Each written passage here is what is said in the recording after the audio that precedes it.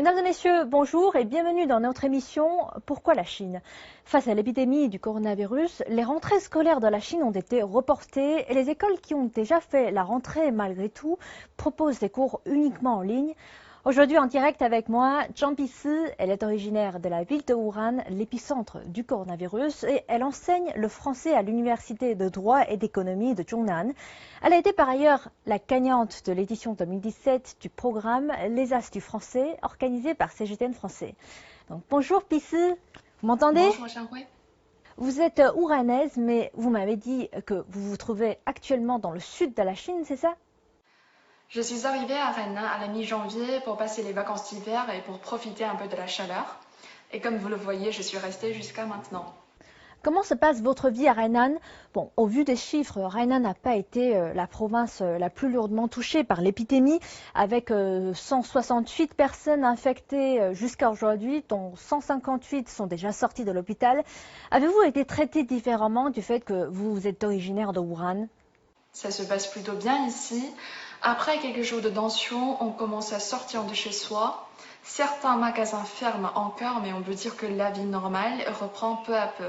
Oui, c'est vrai que je ne montre pas ma carte d'identité à tout le monde.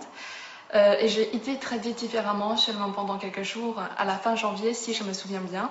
J'ai reçu des appels, les policiers sont venus pour reprendre les informations et ont vérifié chaque matin si j'avais de la fièvre. Mais tout ça, ça ne me pose aucun problème. Le vrai problème, c'est que je me sens de temps en temps honteuse de ne pas avoir vécu tout ça à Wuhan. Et je suis sûre que je ne suis pas la seule. Oui. Mes amis m'ont envoyé des messages sur WeChat pour demander si tout se passe bien.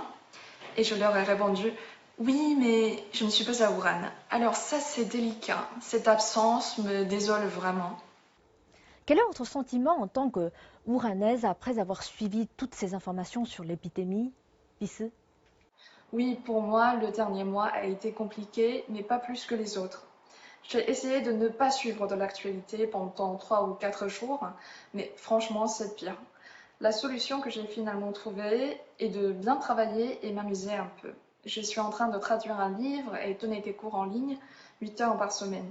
En fait, échanger avec mes élèves, ça aide beaucoup. Ok, alors dans ce cours, on va continuer à faire cette démarche. On va essayer de voir comment on peut définir un sujet. Ça vous dit quelque chose? Faire une simple comparaison? Ok, ok, très bien, on continue.